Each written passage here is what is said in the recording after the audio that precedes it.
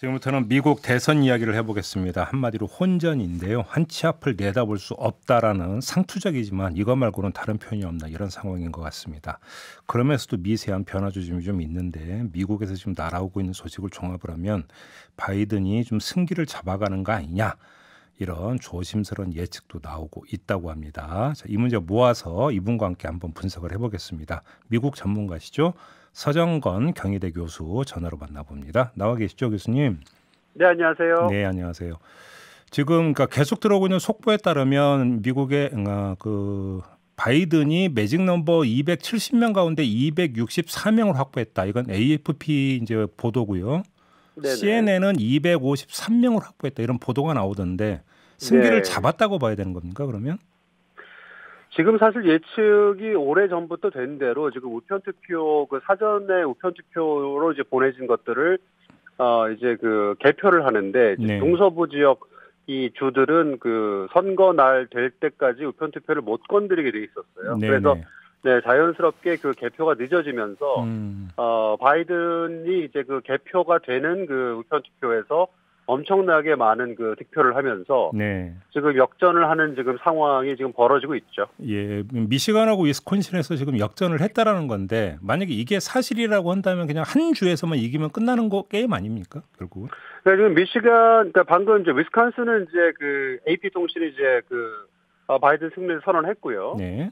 미시간 같은 경우에는 아직 조금 지켜보고 있는데 표 차이가 7만 표까지 나기 때문에 미시간도 사실 바이든 진영으로 넘어갈 것 같고요. 그래서 네바다를 지키기만 하면 조지아, 노스캐롤라이나, 펜실베니아까지 바이든이 져도 270명을 확보합니다. 네, 그래서 네바다가 사실 2016년에 힐러리 쪽으로 갔었는데 이번에 지금 49대 49 아직까지는 모르는 상황이고 마찬가지로 우편투표가 또 집계가 되면 네바다도 바이든 쪽으로 갈 가능성이 있기 때문에 그리고 지금 조지아도 애틀랜타에서 표가 더 집계되고 펜실베니아도 필라델피아 표가 더 집계되면 바이든한테 유리한 상황 이런 국면인 거는 분명히 맞습니다. 네, 아무튼 이번 미국 대선을 계기로 미국의 주가 어디에 어떻게 했는지가 좀 공부가 좀 제대로 되고 있는 것 같습니다. 죄송합니다.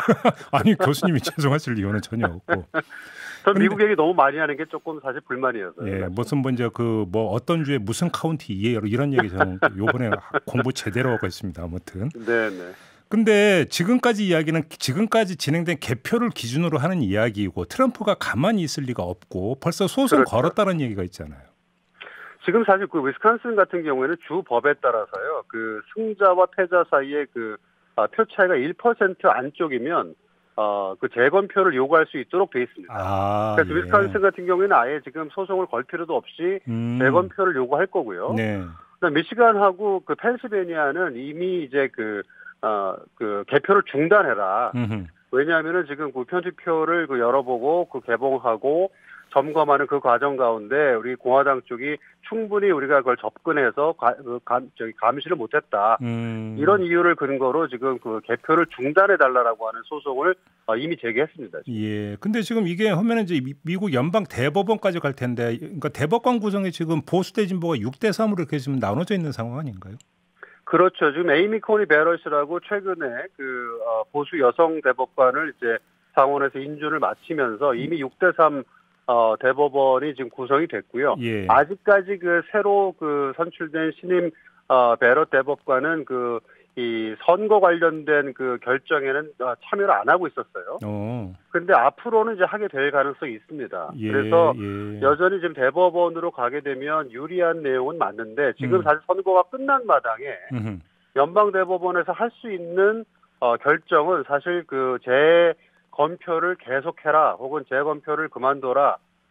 이 정도밖에 안 남았고요. 사실은 또 펜실베니아가 중요할 수 있는데 11월 4일, 5일, 6일 날 들어오는 늦게 들어오는 표는 인정하지 마라. 이런 것도 사실 결정 가능합니다. 그래요? 근데 지금 트럼프가 소송을 건다라고 하는 것은 공화당의 참관이 제대로 보장이 안 됐다 이 부분이잖아요. 그렇죠.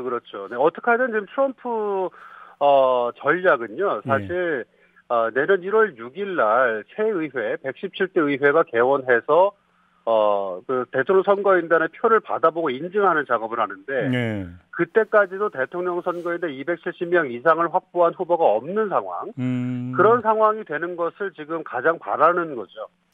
근데 저는 좀 우리나라 그 투개표 시스템은 익숙해서 그 드리는 질문인지는 모르겠습니다만 좀 이해가 안 되는 게 공화당이 참관이 제대로 보장이 안 됐다는 이야기가 어떻게 성립이 될 수 있는 이야기예요? 그게? 그건 뭐 사실 트럼프 쪽이 이겼으면 그런 얘기 안 하겠죠.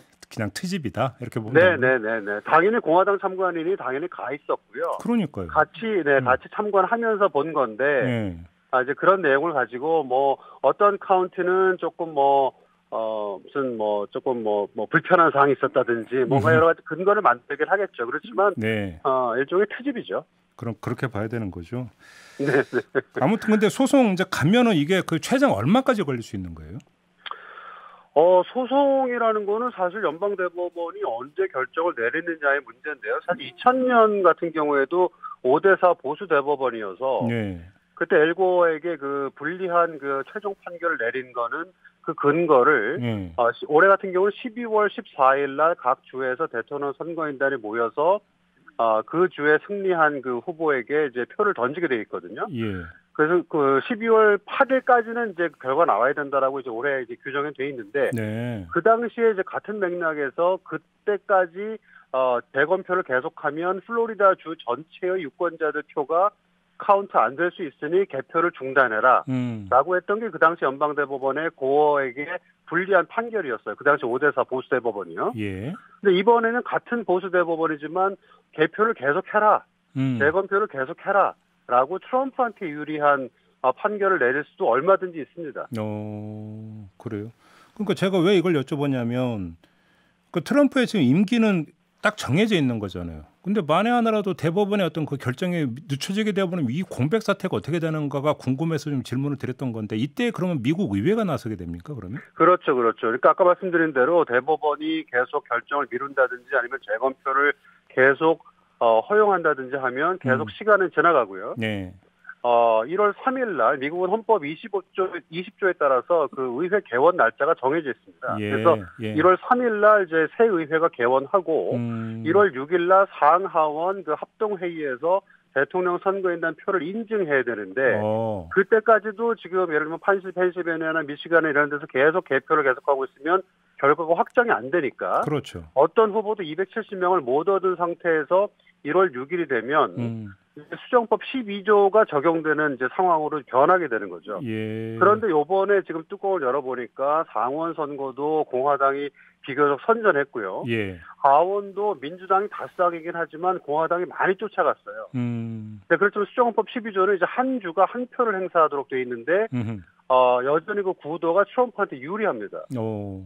그래서 트럼프는 이제 수정법 12조 적용을 받아서 이 대선 과정을 끌고 가는 것이 이제 본인한테 유리하다는 것을 이제 너무 잘 알고 있죠. 그럼 수정헌법 12조라는 게 만약에 기한 내에 이게 안 되면 그 상하원에서 선거를 통해서 대통령과 부통령을 선출한다 그 규정을 맞습니다. 네. 지금 근데 그래서 바로 의회 선거 결과도 중요한데 뭐 상하원 모두 민주당이 장악할 거라는 애초 예상도 그러니까 틀려버렸다면서요. 틀려버렸죠. 그러니까 지금 여론조사 관련돼서 아마 혹독한 비판이 있을 거고요. 예. 상원도 사실은 그 53대 47이었는데 그 현직 상원의원 공화당 쪽 4명이 다 질 거라고 했는데 2명밖에 안 졌어요.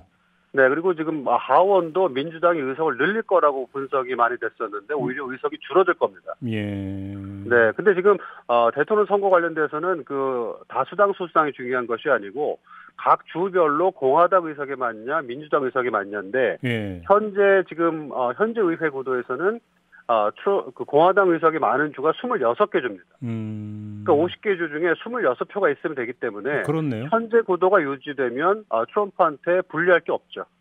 아니 근데 그렇게 끌어가지고 만약에 상하원에서 대통령을 선출하면 그 여파가 어마어마한 거 아닙니까? 그렇지만 미국 헌법, 그러니까 바이든도 사실은 어저께 나와서 한 메시지가 모든 표가 개표되어야 한다. 네. 결국 민주주의 원칙을 재강조한 것이고요. 네. 수정헌법 12조도 미국 사람들이 그토록 강조하는 헌법 가치 임에는 분명하기 때문에 바이든도 수정헌법 12조 상황으로 가는 것을 원치 않지만 수정헌법 12조 상황이 되면 수정헌법 12조를 부정할 수는 없는 거죠. 네. 근데 참 교수님의 설명을 들으면 들을수록 우리나라 선거 시스템이 되게 선진적이라는 어떤 뭔가의 그 생각이 자꾸 드네요. 맞는 거죠, 교수님? 지난번에 미국의 그 주 국무장관들 모임에서요. 한국 중앙선거관리위원회하고 네. 외교부한테 이제 문의를 해가지고 지난 총선에서 어떻게 방역 관리를 잘했느냐 화상회의를 한 적이 있어요. 아, 우리한테 민주주의 선거 시스템을 배우는 지금 그런 상황이 됐습니다. 아, 우리가 자문을 해줬군요. 네. 하긴 뭐 우리 사회 안에서 그럼에도 불구하고 부정선거 주장하는 사람들이 있긴 뭐 있습니다만. 네, 그건 뭐, 네네. 근데 그나저나 이제 여론조사 잠깐 언급하셨으니까 그 이야기 좀 해야 될 때 이번에도 또 빗나간 거잖아요. 돈 어마어마하게 들였다면서요. 왜 이런 구조적으로 문제가 있다고 봐야 되는 건가요? 구조적으로 문제가 있죠. 왜냐하면은 사실 저희가 뭐 알 수가 없는 거죠. 왜냐하면 그 언론조사 기관에서 이번에는 뭐 가중치를 뒀다. 학력 변수, 지역 변수를 고려했다라고 얘기는 했지만 네. 그것이 실제로 얼마나 제대로 이루어졌는지 또 하나는 지금 현재 공화당 그 보수 유권자들은요. 네. 그 여론조사 기관에서 전화를 하면 안 받습니다. 어허. 왜냐하면 지금 보수 유권자들의 80% 이상이 주류 진보 언론 플러스 여론조사 기관은 다 페이크 뉴스라고 보는 거예요. 아하. 네, 그렇기 때문에 응답을 안 하는데 그 사람들 표심을 조사를 할 수가 없죠. 예. 그러니까 그런 상황이 계속 지속됐는데도 불구하고 이제 여론조사 기관에서 발표를 계속 해야 되니까 네.